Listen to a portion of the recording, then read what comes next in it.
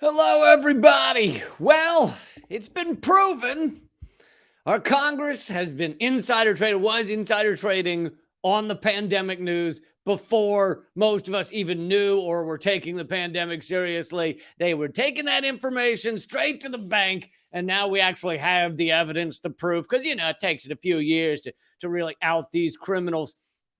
So I'm going to get into that.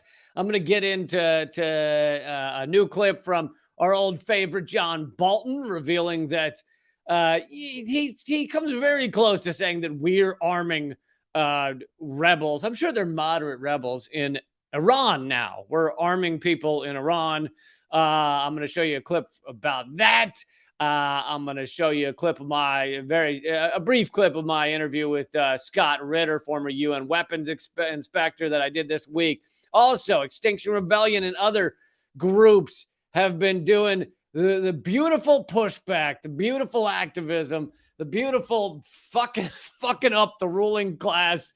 I'm going to go down a list of just all the businesses that were fucked with in one way or another. And I'm sorry to use that F word so many times in a row, but it is a beautiful word. You got to admit, still to this day. I mean, how many days have we been into it? I mean, how many years have we been into fuck? And still really, it can't be beat. It has a monopoly on best curse words, I think. But yeah, so thank you all for joining me, and we're going to get right into it. And I hope you're having a wonderful week. I hope in this time of exploiting workers, maybe more than ever before. Maybe that's a bit of a stretch, but so much worker exploitation, so many people struggling. I hope you get a couple of days off, a day or two off, for what many people call Thanksgiving. I don't know. You can actually, in the comment thread, you can put what you choose to call it, whether you choose to call it Genocide Remembrance Day, whether you choose to celebrate something else. Like, let's just say it's a day of getting together with your loved ones and your family and telling them that they should be married by now. You're 40 years old. Like, maybe that's what you want to call it. It's a day of getting together with your loved ones and reminding yourself and them why you hate each other and why you only get together a couple of times a year. Isn't that how the day ends? The day ends with you going, God, I love these people. It's so good. I don't have to see them for another 6 months or 8 months or whatever. I'm turning this light up. I feel like it's a little low. But everybody, thank you for being here. If you haven't already, join the free email list by texting the word censored to 33777. Internationally, you can also sign up at leecamp.com. But let's get into it. So this is how you know it's fucking crooks running the American government. Even the Wall Street Journal, the right-wing newspaper of the ruling class, has outed Congress for insider trading.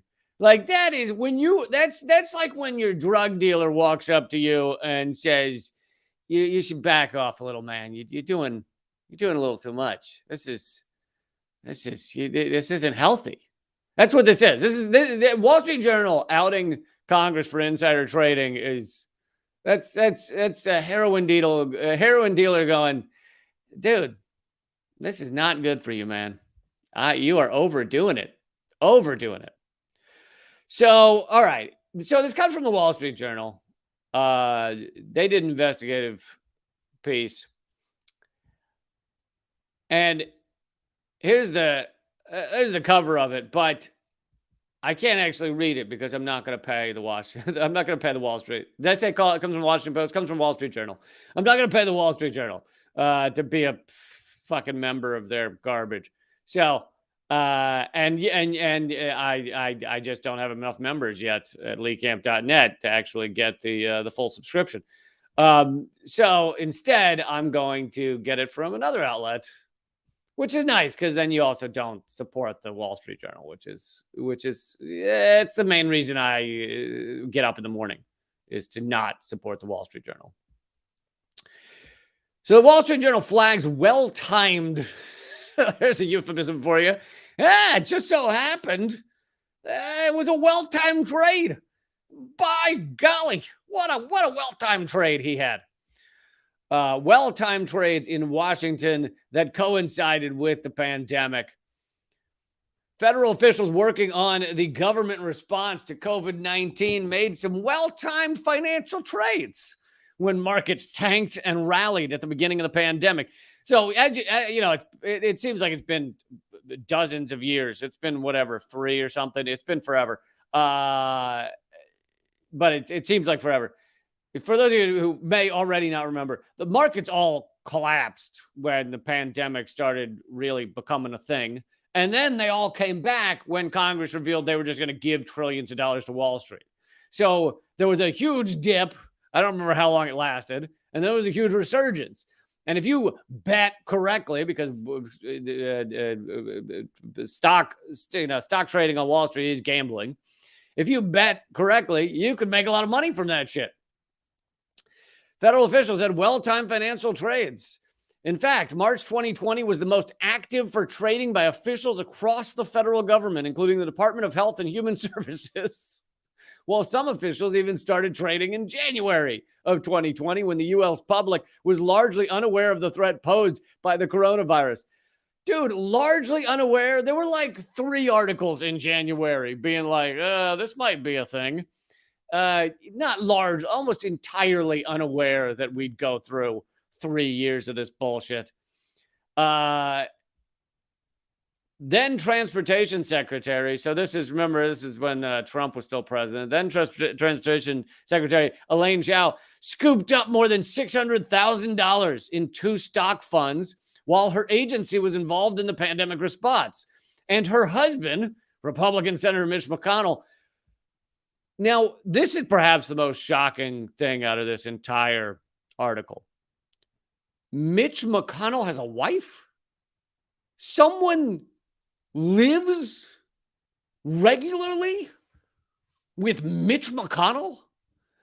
Like, is that, and I get, some of you may follow all this stuff and you're really into it and you're like, I've known that for years. I'm sorry. I assumed that guy lived in some sort of one of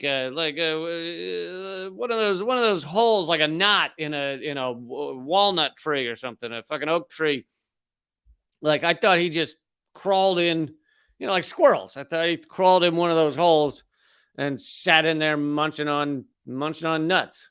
The idea of someone thinking they're going to spend like a regular amount of time, even if they're one of these couples that never see each other. I can't, even if she sees him 15 minutes a week.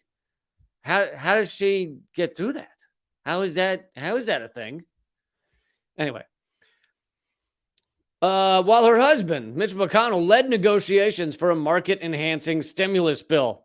Similarly, a deputy to top health official Anthony Fauci, Hugh Auchincloss, sold off thousands of dollars in stock funds after learning about pandemic risks in January. Treasury's Jeff Gottman also bought Boeing shares while being involved in administering the stimulus package for Boeing. Dude, these people are actually horrible criminals because they're not even hiding it well. Like, you go and you're buying Boeing while you're writing the stimulus package for Boeing. Jesus Christ. Like, there's a way to do this so that we wouldn't find out.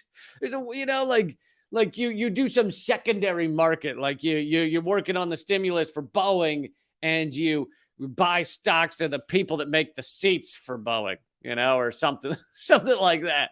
Like something that's whatever the dumb little news stores are in the airports. You buy stock in those or some shit. You don't buy the stock in the the actual plane maker that you're sending billions of dollars to.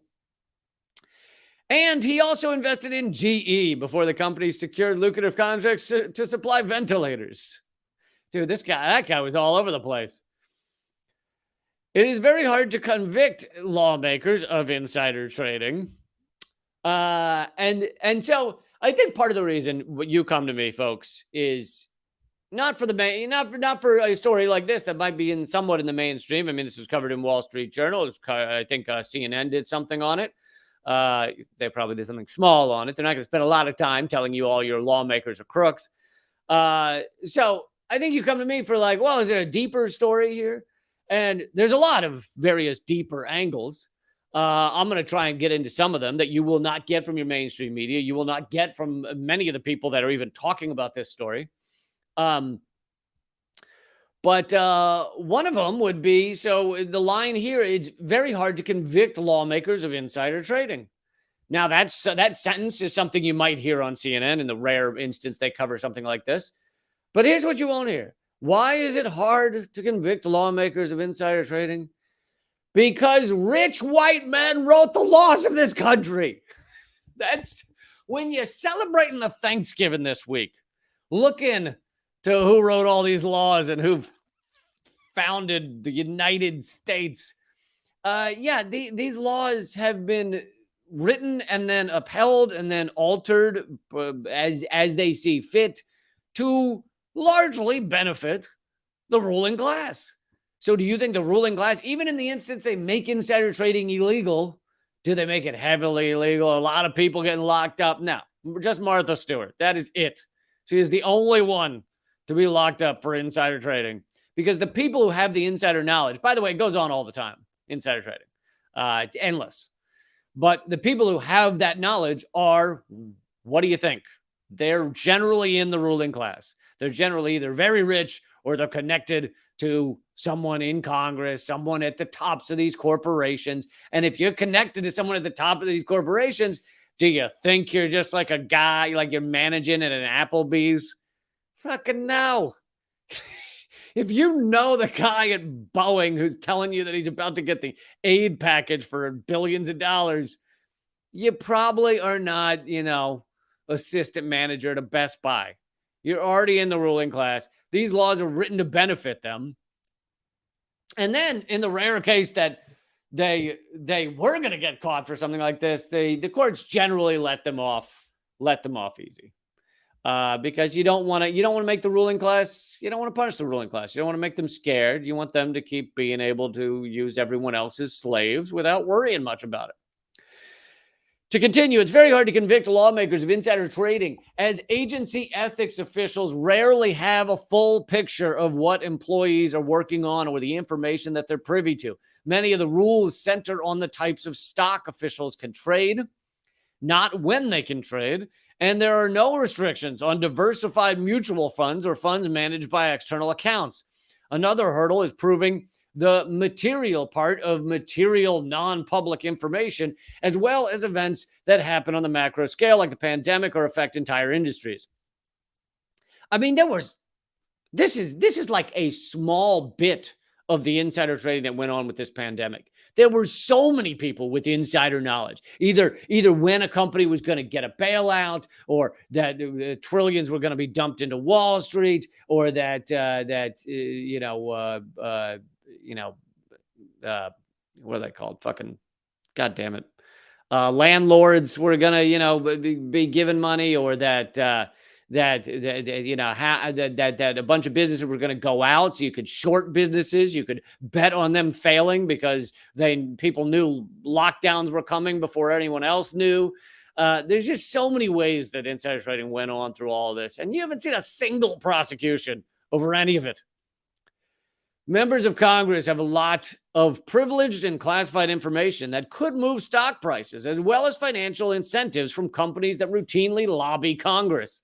By the way, the term lobby means bribe, all right, essentially.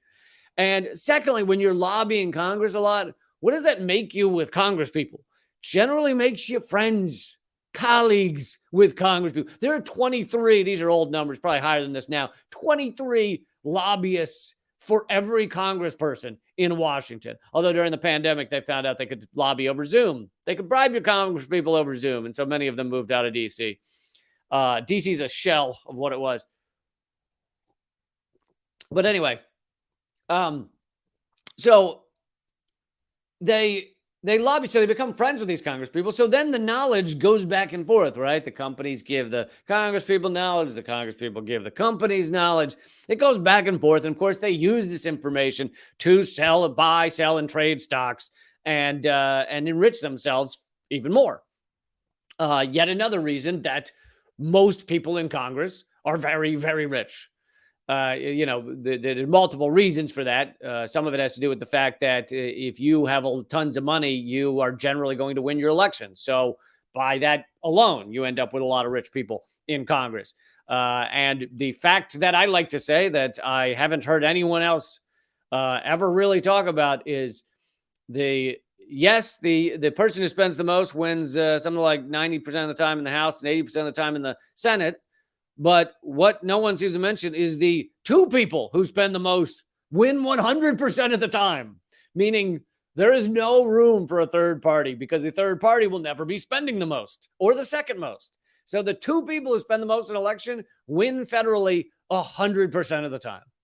Anyway, thought I'd throw that little extra fact in there. Those decisions could also play a role in how much a given stock is worth. And Congress sought to counteract that in 2012 by passing a bill known as the Stock Act. While the legislation requires lawmakers to disclose trades within 45 days, many say it doesn't do enough to prevent insider trading, as in nothing, and conflicts of interest. Another report by Wall Street Journal last week centered around trades by government officials that invested in companies that lobbied their agencies for favorable policies. And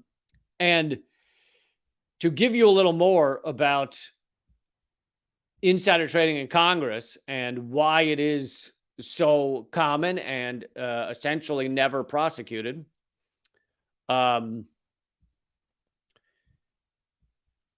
they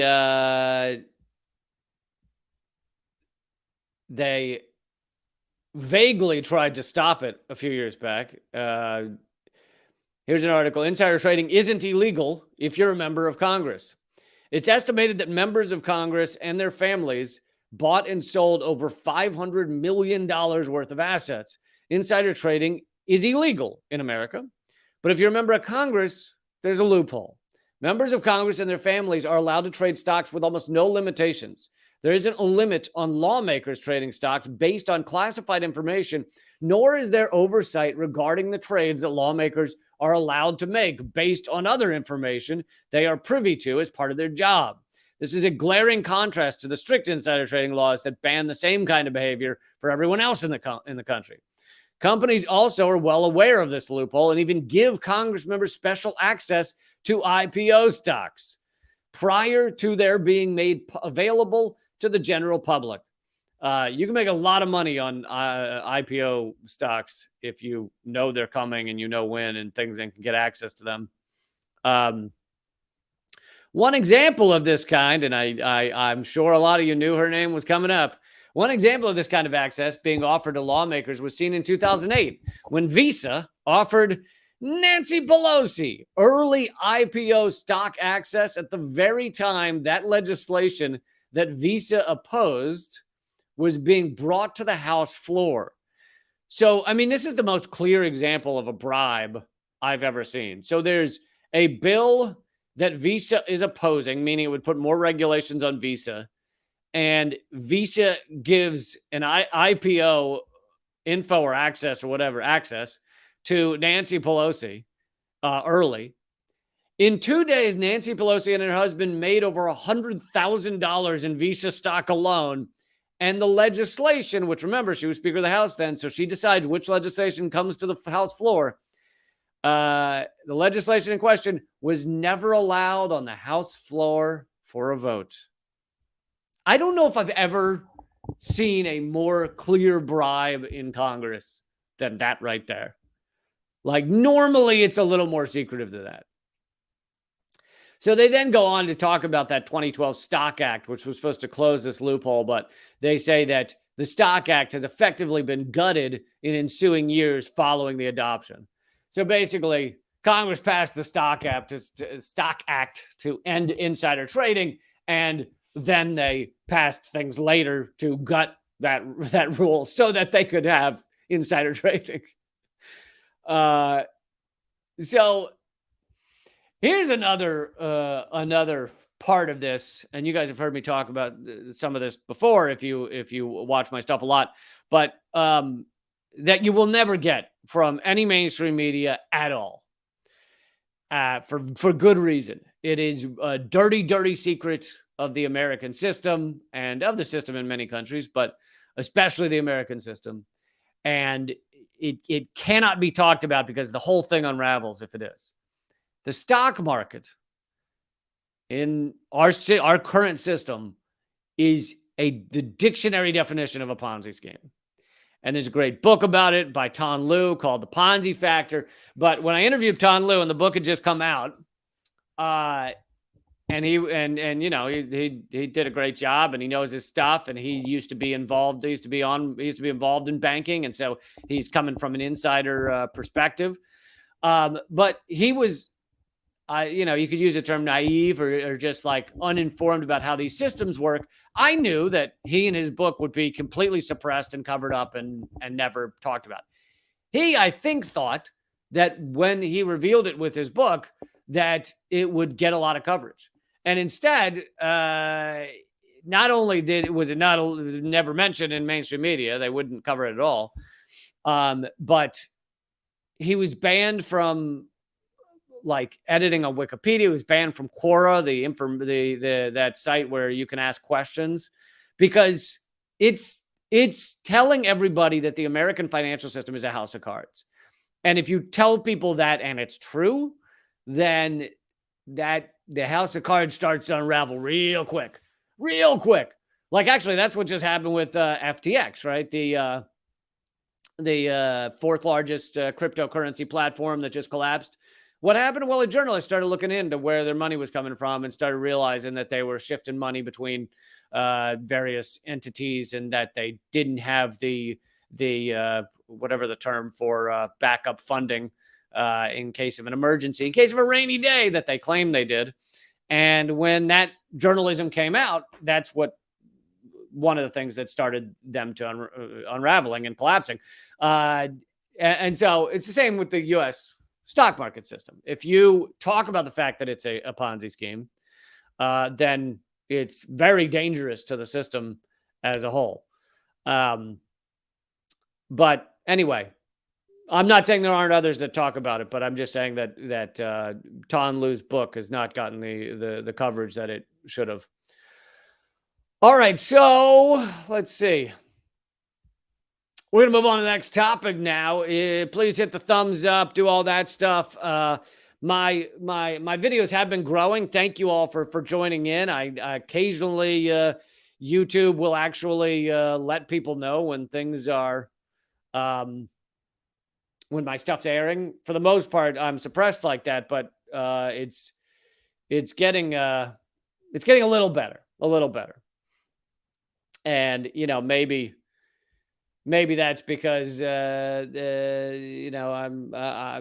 don't know. I actually don't know why that is. But it would be nice if it keeps happening. But anyway, it's thanks to you that I can do this. So please become a member at leecamp.net. Anyway, let's get into the next story. All right. So I'm not going to spend long on this, but John Bolton, he's a former national security advisor under Bush and Trump. He's a total maniac. There's really no one more in our government who kind of wants to see everything end in a rain of fire. He wants to kill. I mean, he is a true-on sociopath at minimum.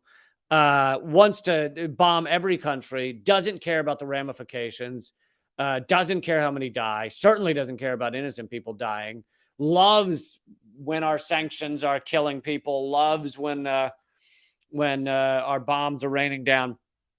So, but the thing is, he occasionally reveals things that the system doesn't really want him to reveal because he's so kind of lost in his sociopathy that he thinks it's okay to say these things, because to him, there's nothing wrong with saying that you're trying to create a coup, meaning bring down another country, or you're trying to, create a failed system where millions die. He sees no problem in kind of saying that's the goal or that's what's happening. He said recently that he's been involved in planning multiple coups, which is an admission that the U.S. plans coups, which the U.S. government is not supposed to admit that, right? We say we don't support certain countries. We put what we call sanctions, which is economic war on other countries. I just did a video on Cuba and our economic war on them that's been going on for 60 years. But you won't see, generally speaking, you won't see Joe Biden or someone go, yeah, so we're working on creating a coup in that country. We're trying to bring down their government. However, Joe Biden did riff a line at the end of one of his speeches on Ukraine where he said that Putin had to be removed from power, which even that one, the White House had to walk back immediately because they're not U.S. government. That's one of the things behind the curtain, right? Is they're creating coups, they're destroying countries all over the world, and they're not supposed to say that's the goal. Anyway, you get the point. I'm over explaining this. You get what I'm saying. So he was on John Bolton, who is not in any real position right now, but he was on, and this was tweeted out by Mint Press News, which is an outlet I now work for. I have a show and an interview show with them. And so I hope you will become a member. The YouTube channel is called Behind the Headlines. So youtube.com/Behind the Headlines. You can get all my videos with Mint Press there. But Mint Press retweeted this, and I'll play the audio, but unfortunately the audio is in Persian or, in Farsi or something. But they're dubbing over Bolton. But they do have it has captions, so you can read the captions. اپوزیسیون ایران حالا داره مسلح میشه با اسلحه هایی که از پایگاه های بسیج گرفته، با اسلحه هایی که از نقاط کردستان عراق داره وارد ایران میشه. برای همین فکر میکنم که چشمانداز یک تلاش سیستماتیک اپوزیسیون نه فقط اعتراض بلکه به کارگیری زور و قوه قهریه علیه حکومت با این پیام که ما دیگه غیر مسلح نیستیم.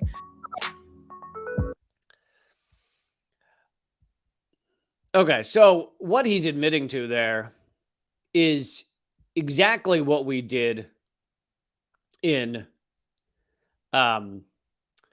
he didn't say the U.S. is doing it, but if it's coming from Iraq going into Iran, and Iraq is still largely a puppet state for us. I mean, yeah, they've stood up for themselves a little bit, but they're essentially still a vassal state to the U.S. and the West.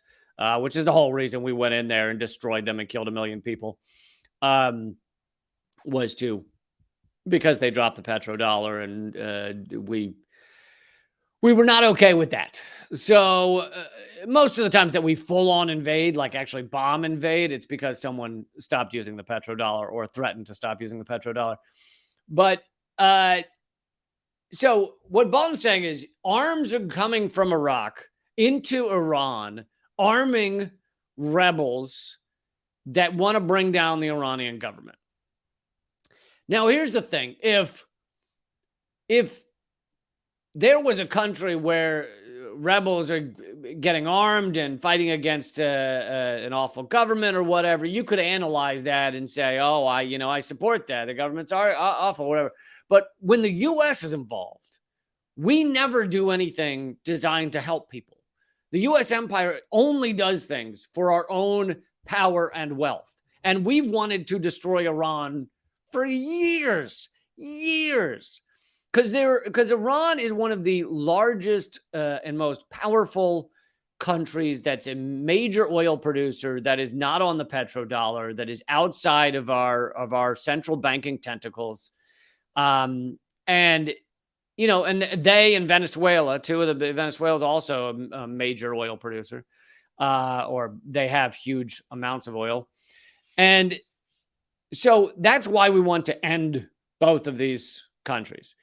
And what Bolton's talking about doing there is exactly what was done in Syria. Now, you don't have to love Assad in Syria to understand that the U.S. has completely destroyed that country. Helped make sure that country is just decimated, largely, perhaps even more, and actually I'd say almost definitely even more with our sanctions, our economic war. And this is my upcoming video on Most Censored News is about this. we've killed and harmed way more people in Syria with our economic war than with our bombs. We have made it so that 90% of Syrians are below the poverty level. Many of them don't know where their food is going to come from in the next week. Many of them don't have clean water. Many of them don't have fuel. They're lucky if they have a few hours of electricity a day. And a lot of this, perhaps most of it, is due to the fact that the U.S. has made it impossible for Syria to rebuild, and we helped destroy them. We armed what we called moderate rebels, which included fucking Al-Qaeda affiliates. Like, we were arming and funding Al-Qaeda to go fight in Syria. It's just one of the many things we did. But so now we're trying to do the same thing in Iran, is what John Bolton's admitting there. And I don't think they're supposed to say it out loud, but he did. And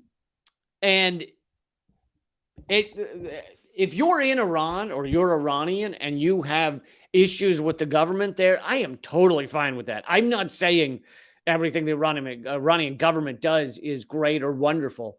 But the U.S. government has no leg to stand on to be arming anyone and to be trying to create failed states. We are a wrecking ball that has killed millions, literally millions. I'm not exaggerating.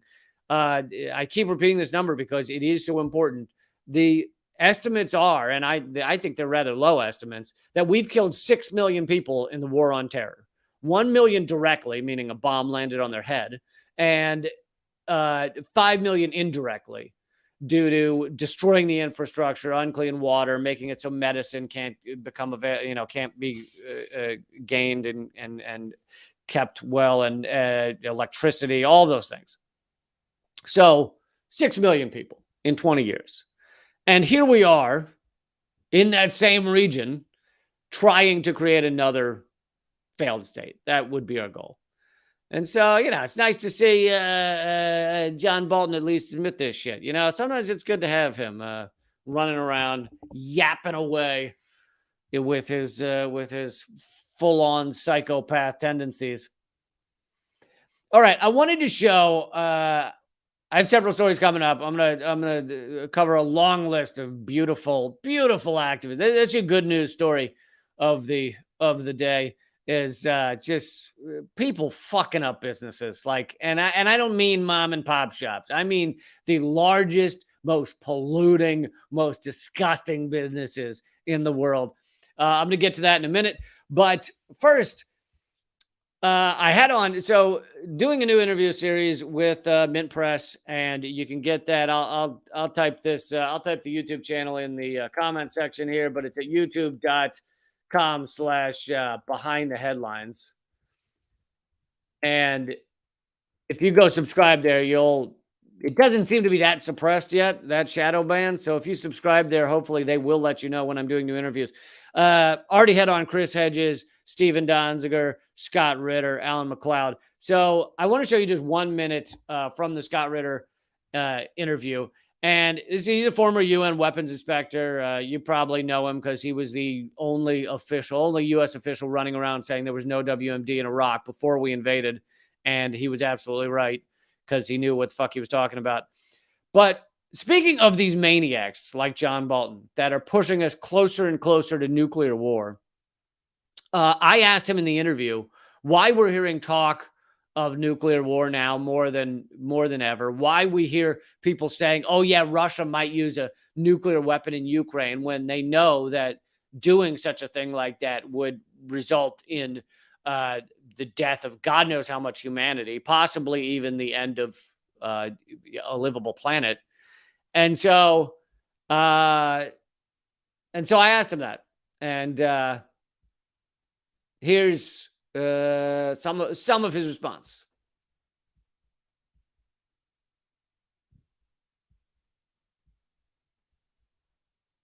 Began the process of eliminating nuclear weapons. Man, there was a time when we did that because we knew what nuclear war meant. We've forgotten today. We have people today who think we can fight and win a nuclear war. We have Americans who suddenly believe that it's okay to talk about turning other parts of the world into a parking lot because nobody can do it to us. Let me tell you right now, Russia can and Russia will. It's a guaranteed outcome. If you use a nuclear weapon against Russia, the world ends. And yet in 2020, we did a command post exercise where Mark Espers, then the Secretary of Defense, practiced launching a low yield nuclear warhead off of a submarine to do what? Hit Russian troops threatening the Baltics. That was the scenario. And the Russians are going, wait a minute, you're actually practicing to use a nuclear weapon. Now, why is this important? All right, I'm gonna stop it there because he gets into a long explanation, and I don't want to just play 5 minutes of a video for you. I think that'd be weird. But you can get that whole interview at youtube.com/behind the headlines. You have to click the live tab because it was a live stream. So if you go to youtube.com/behind the headlines and it's not the first thing there, I will put the link here in the description in the comments. But if it's not the first thing you see, then click the live tab. But I hope you go there. I hope you'll subscribe because that channel seems to be a little less suppressed, seems to be a little less shadow banned, and hopefully we can keep growing and actually build something that is not just completely destroyed like Redacted Tonight.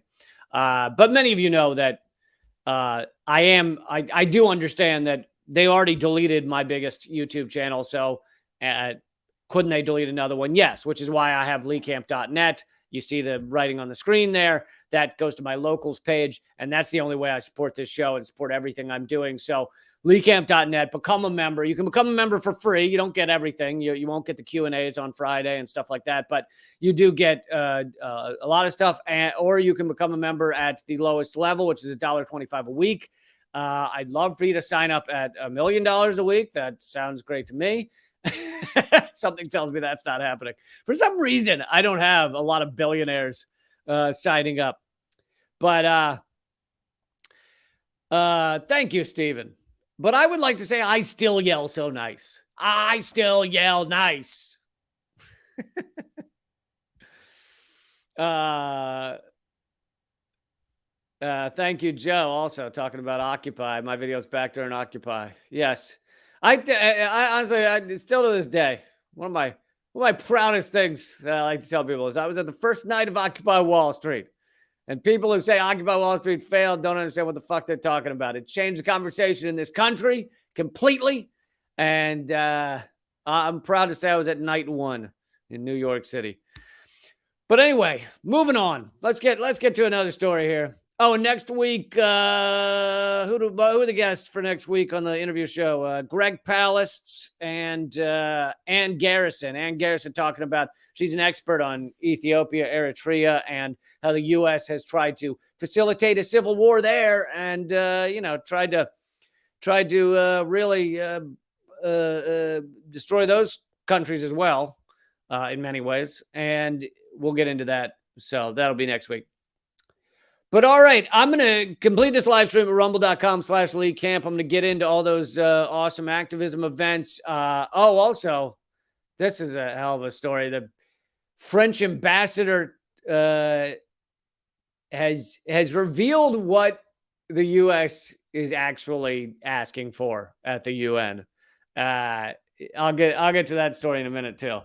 I love it. Every once in a while, you get one of these officials who just can't take it anymore, and they're just like, you know what? And they fucking say everything that you and I have been saying for years, except you can tell it's because they had a falling down moment. They had a moment where they were just like, fuck it all. A Jerry Maguire where they got the goldfish in the bag, and they're like, who's coming with me? And every once in a while, one of these officials has those moments, and you get to be like, yes, that's it.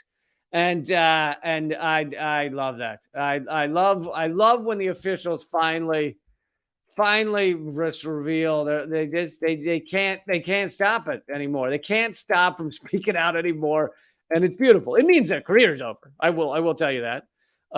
It means their career's over. But still, or that career, they could have a new career of doing cool shit. But all right, I just put the Rumble link in the comment thread. So join me there. If you're watching at Rumble right now, it will all continue exactly as is. All right, so let's get to this, all these wonderful Extinction Rebellion. It wasn't just Extinction Rebellion, by the way. It was a bunch of groups that did these actions all over the place. And